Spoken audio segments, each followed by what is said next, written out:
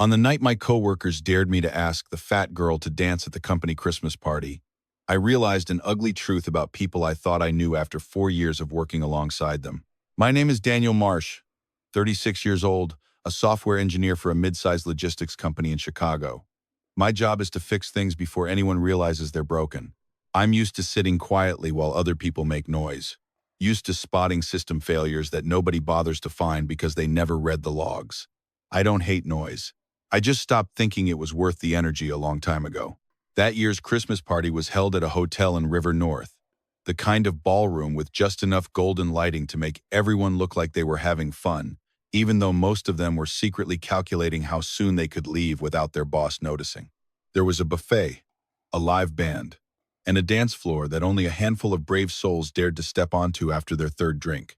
I was sitting at a corner table with Kyle, Marcus, and Trent, the guys from what people called the boys on the 7th floor. We ate lunch together, complained about the same old bugs, and were close enough that we didn't need to pretend to be polite with one another. Or so I thought. Marcus was the first one to notice her. "Oh," he said quietly, just loud enough for our table to hear. "Who invited HR's biggest project?" I followed his gaze. A woman had just walked in through the ballroom entrance alone, checking the seating chart. She was wearing a navy blue dress, her dark hair falling in natural curls, and she had the kind of figure I knew this room would immediately place into a very specific category. Plus size. That was the word people used when they wanted to sound polite. When they didn't, they used Marcus's word. "Anybody know her?" Kyle asked.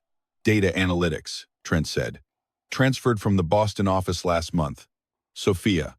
Sophia something. Sophia Reyes," I said. I remembered because she'd emailed me the week before about some API documentation. Her message had been concise, direct, and focused on exactly what she needed to know. No unnecessary pleasantries. No wasted words. Emails like that were rare. "Oh, you know her?" Marcus raised an eyebrow. "Then you should ask her to dance." A few quiet laughs circled the table. "I'm serious," Kyle added.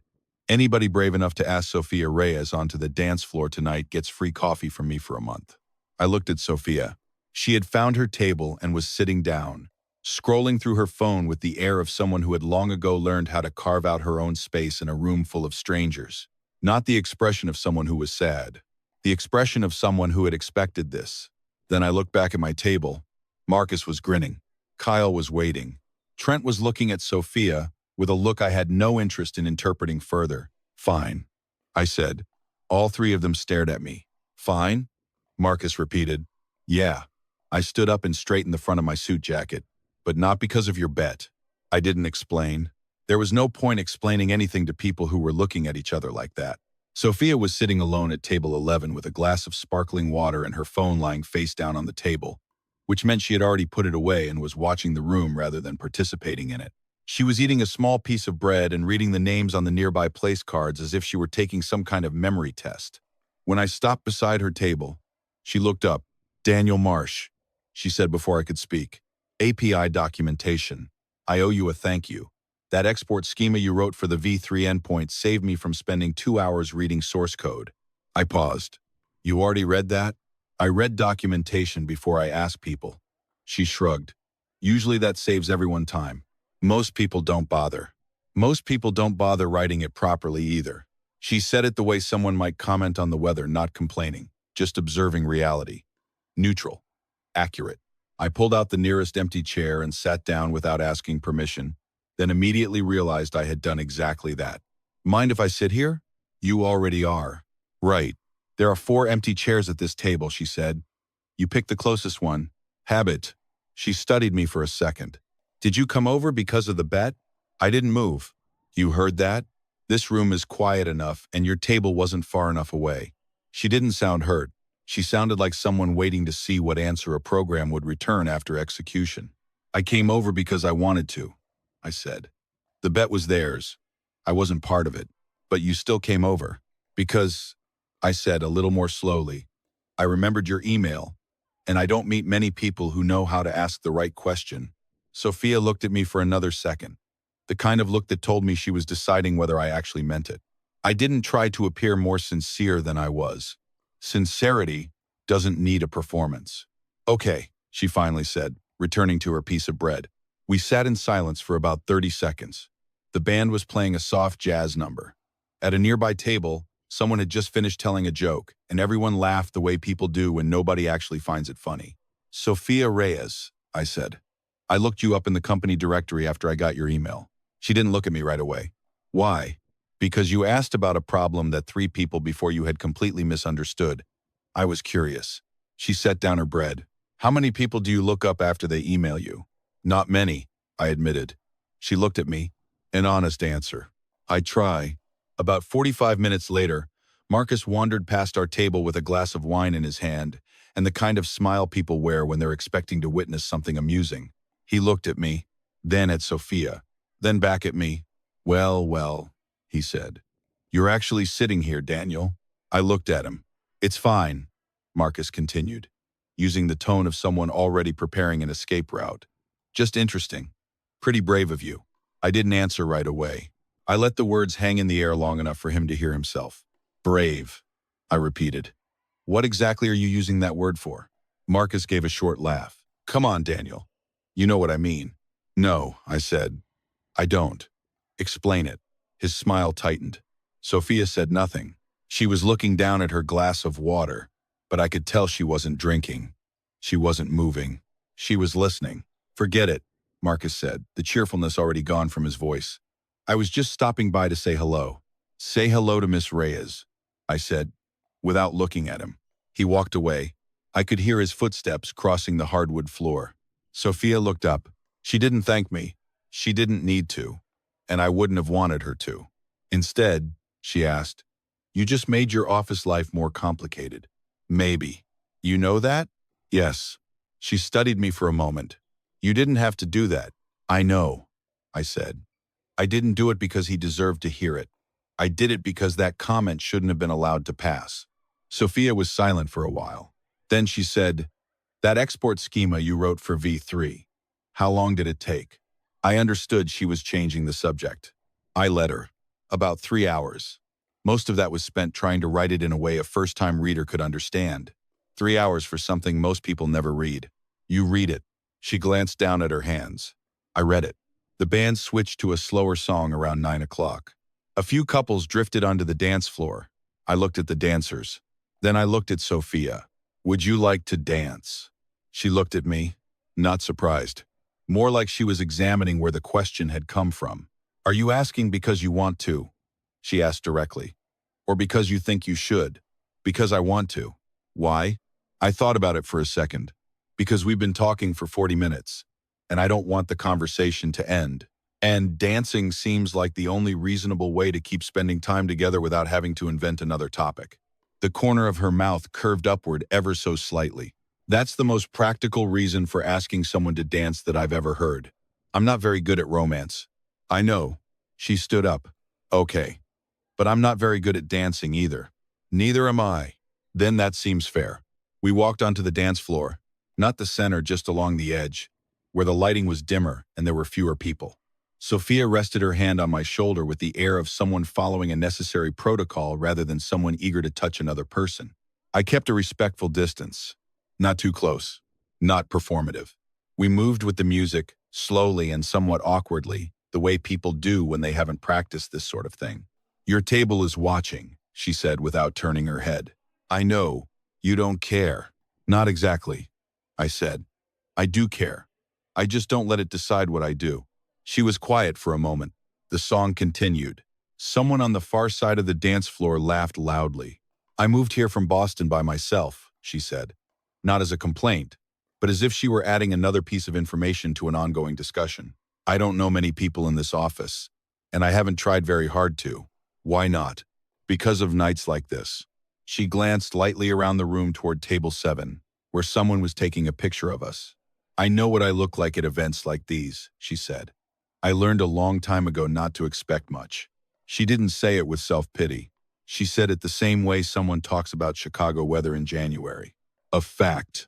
Observed repeatedly. No emotional embellishment required. I kept time with the music. "What were you expecting from tonight?" She thought about it. "I expected to eat something that wasn't salad, sit through an hour without someone trying to introduce me to another single person out of pity, and get home before 11. And now?" She looked up directly at me. It was the first time all evening she had looked at me that way. Not analyzing. Not being polite. Just looking. I'm not so sure I'll be home before 11 anymore. The song ended. We returned to the tables, but this time I stayed at table 11 instead of going back to table 7. Kyle texted me, "Bro, okay, Lamau." I didn't reply. Sophia and I kept talking about the company's analytics system she was trying to improve, about the subtle ways Chicago differs from Boston, the kinds of differences people only notice after living there for 3 weeks, not 3 days, about a book on game theory she was currently reading and had brought with her because she was worried the evening might be boring. The book was still in her purse. "You brought a book to a company Christmas party," I said. "Risk mitigation. Smart. Practical." She looked at me. "Are you reading anything right now?" "A book on distributed systems architecture. Probably not as interesting as game theory." "You haven't read game theory." "No." "Then don't compare them." But there was something close to a smile in her voice when she said it. Around 10 o'clock, Trent walked past our table, stopped, and looked at us with the expression of someone who had just realized he had misunderstood the situation from the very beginning. He didn't say anything. Neither did I. A moment later, he walked away. Sophia watched him go. "Your friend, coworker, important distinction." "Very." We left the party around 10:30. Not together in the way people leave together and then become Monday morning gossip. We left in the sense that she called an Uber and I waited outside with her until it arrived. Because Chicago in December is Chicago in December, and nobody should have to stand alone in the snow unless they absolutely have to. "You don't need to stand out here," she said. "I know. My ride will be here in 4 minutes." "I know." She looked down at her shoes for a second. Light snow had started to fall, the kind Chicago likes to use to remind people that it controls their schedules, not the other way around. "Daniel," she said. "Sophia, I'm not used to people." She paused, choosing her words carefully, not having an obvious agenda.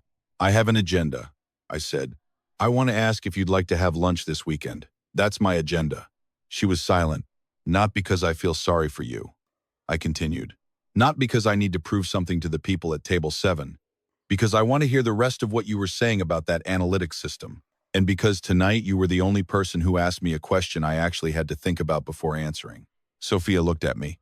Under the streetlights and the falling snow, I could see her doing what she always seemed to do, calculating, evaluating, testing whether this particular input was reliable. "Which question?" she asked. "Whether I was doing something because I wanted to or because I felt like I should." She looked down, then back up. "Okay. Saturday lunch." "Okay." The Uber arrived.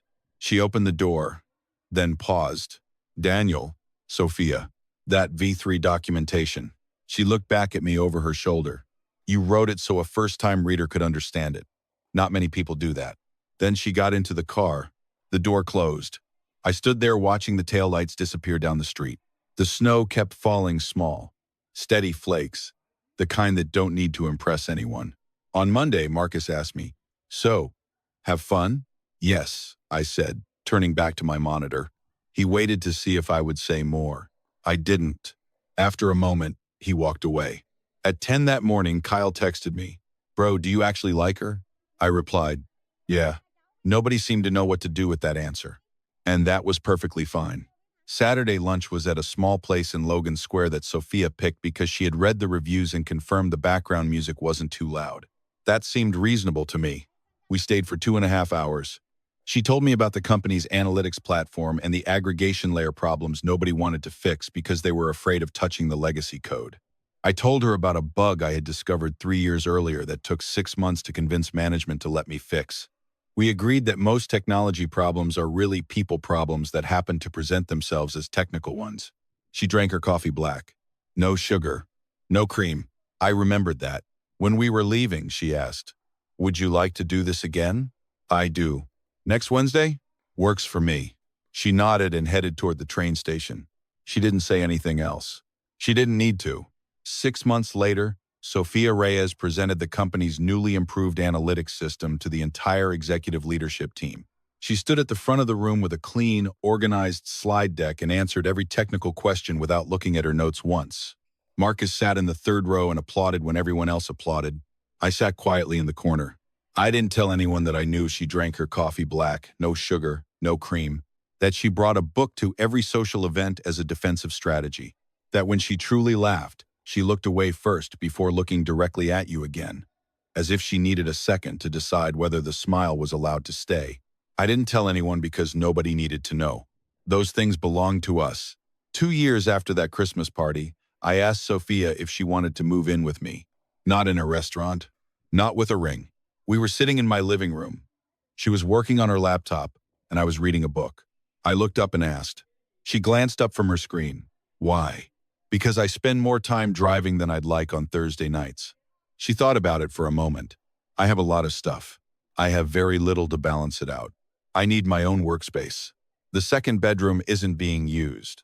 She looked at me. You've thought about this. For a while. How long? About 8 months. She looked down at her laptop, then back up. Okay. Just like that. Not because our relationship was simple, but because after enough time, you learn the difference between things that are genuinely complicated and things that only become complicated because people refuse to say what they actually mean. Sometimes I think about that night at the Christmas party, about Marcus and the way he said the word brave, about Sophia sitting alone at table 11 with her phone face down, like a small declaration of independence. I didn't walk over to her table because I was brave. I walked over because she had asked the right question in an email, and I was curious about the person who had asked it. Everything that happened afterward was Sophia. The way she never pretended things were fine when they weren't. The way she never pretended to be hurt just to be comforted. The way she never needed me to be a hero and never allowed me to become one. That was the thing I wasn't looking for and didn't know I needed until it was sitting across from me beneath the golden lights of a ballroom neither of us had wanted to attend. So, let me ask you something. What would you do if your coworkers dared you to do something you knew was wrong, but the right answer led you somewhere you never expected? And have you ever met someone who didn't need you to save them only to truly notice them? Share your story in the comments below. If you enjoyed this story, don't forget to like, subscribe, and I'll see you in the next video.